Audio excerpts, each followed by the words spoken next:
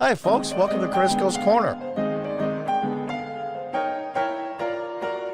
Just when I thought that the Democrats and Senator Schumer in particular, I live in upstate New York. Senator Schumer, Chuck Schumer, represents me in the U.S. Senate. For that, I take no joy. I have to officially say it's barely almost April now in 2024. I think Chuck Schumer makes scumbag of the year. Scumbag of the year. The highest ranking official in U.S. government of the Jewish faith is saying this. Ben Shapiro, he's really pissed. Into the Gaza Strip and not surrender. But here is Schumer, again, trying to go after Netanyahu. The Netanyahu coalition no longer fits the needs of Israel after October 7th. The world has changed radically since then. The world hasn't changed at all. The vast majority of the so-called European nations, especially Western Europe, where the progressives and the liberals run things, have been anti-Semitic for decades. Since the founding of Israel, I believe my memory serves right, 1947. What's the big shock? The world hasn't changed. What happened was the world changed in a way that Hamas did such horrific things. And these scumbags are asking, and Chuck Schumer is asking, he's speaking for the White House, this is to tell the truth there. Senator Schumer, you're losing your progressive base. Why? Because your progressive base is racist and anti-Semitic to their core. And you need them to win the White House and the Congress this November. So now you're appeasing them. You're not saying you're against Israel. You're just against their prime minister. And the Israeli people are being stifled right now by a governing vision that is stuck in the past. Have you ever heard of the United States and all this interference in foreign governments and wars over the last century plus that ever called for an ally, a democracy on top of that, to overthrow its government through the ballot box? I've never even heard of it before. And here we are. They are so panicky. Senator Schumer, shame on you. Nobody expects Prime Minister Netanyahu to do the things that must be done to break the cycle of violence, to preserve Israel's credibility on the world stage, and to work towards a two-state solution. The Israelis have negotiated a two-state solution several times. Little fun fact. All the rest of the Arab nations, especially Egypt, you should see some of the barriers they have up along the Egypt-Gaza border, Palestinian border, for the lack of a better term. If the rest of the Arab world doesn't want them either, that should speak volumes. And you have the balls to say overthrow your duly elected prime minister?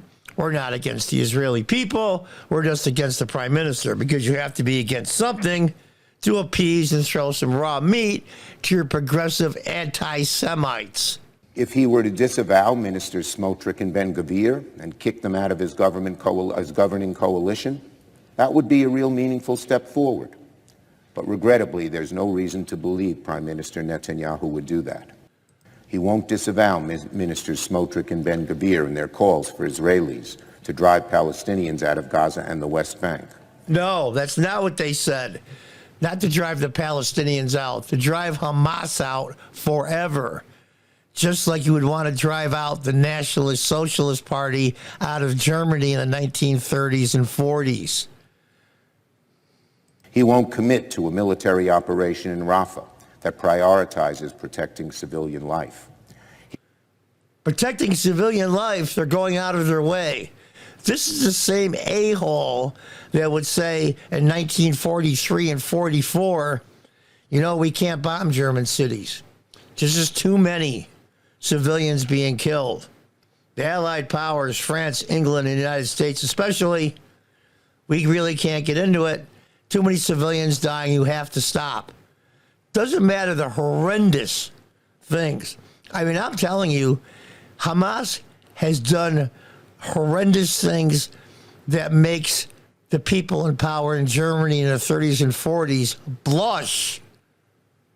Blush. Can't go into detail because this channel is being suppressed enough. This guy is scumbag of the year. You would throw your own principles and your own people, per se, under the bus because you're going to lose an election. Shame on you. I'm embarrassed. Embarrassed to live in a state you represent. He won't engage responsibly in discussions about a day-after plan for Gaza and a long-term on the Israeli side, the U.S. government should demand that Israel conduct itself with a future two-state solution in mind. We should not be forced into a position of unequivocally supporting the actions of an Israeli government that include bigots who reject the idea. Call them bigots. They butchered 1,200 Israeli civilians in one day. Did horrendous thing to babies and children that I can't go into now. Sexually assaulted hundreds and hundreds of Israeli women. And then, as they sexually assaulted them in front of their families, killed them and took 200 plus hostages. And they're the bigots?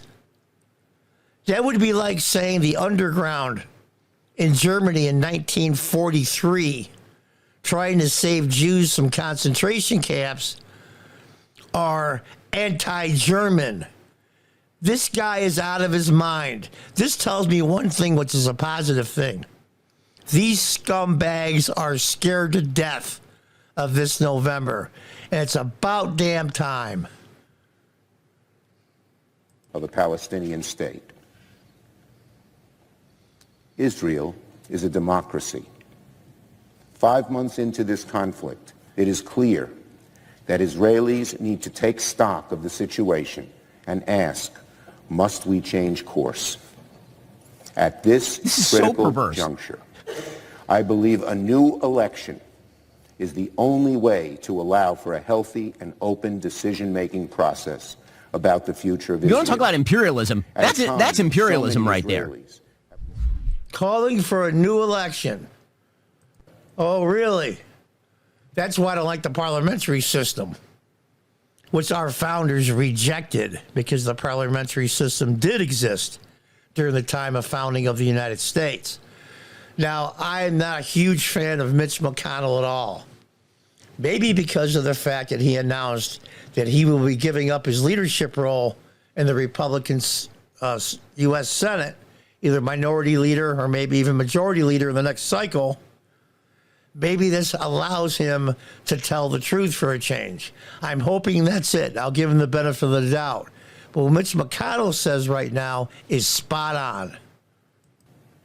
And hypocritical for Americans who hyperventilate about foreign interference in our own democracy to call for the removal of a democratically elected leader of Israel.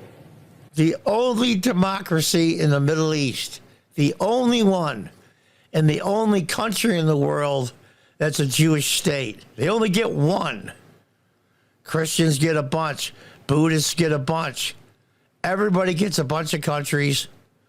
Muslims, everything. Jews have one state, one. And it's a democracy in the middle of the Middle East. Incredible. This is unprecedented. We should not treat fellow democracies this way at all. Things that upset left-wing activists are not a prime minister's policies. There is Israel's. Left-wing progressives. He hit it right on the head. Now, I know somebody probably wrote this for him, and that's okay. I really don't mind, as long as the message is correct. I don't like Mitch McConnell at all. Never really did. The only thing I give him any credit for is he stopped Merrick Garland from being on the Supreme Court, thank God, and it was instrumental in the 3 appointees to the Supreme Court under President Trump. For that, I'll give him somewhat of a pass on the rest, but not that much. But he is dead on policies. Make no mistake, the Democratic Party doesn't have an anti-Bibi problem.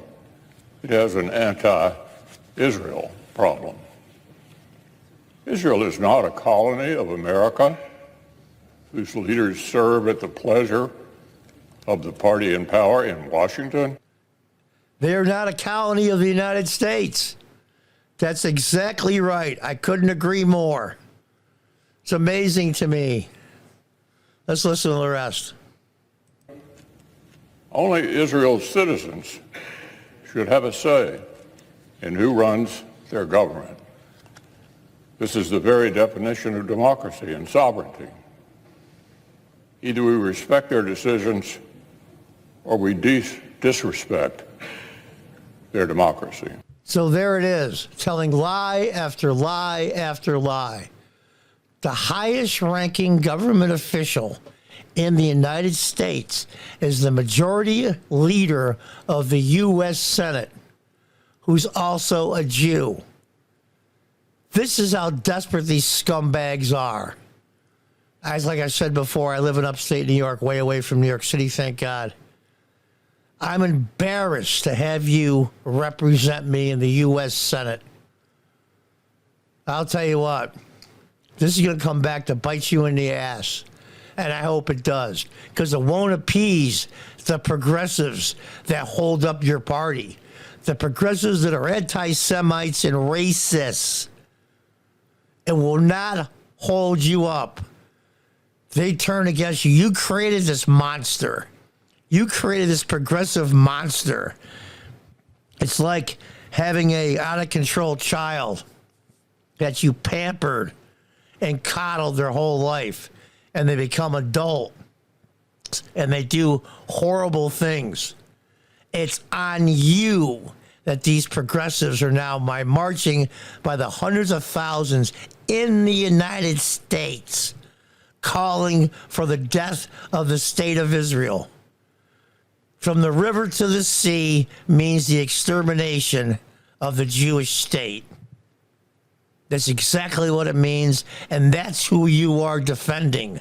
And that's who you are throwing raw meat to and hoping to stop the bleeding in your party that's gone completely batshit crazy. Before I say what I really think, until next time, God bless, goodbye, and good luck.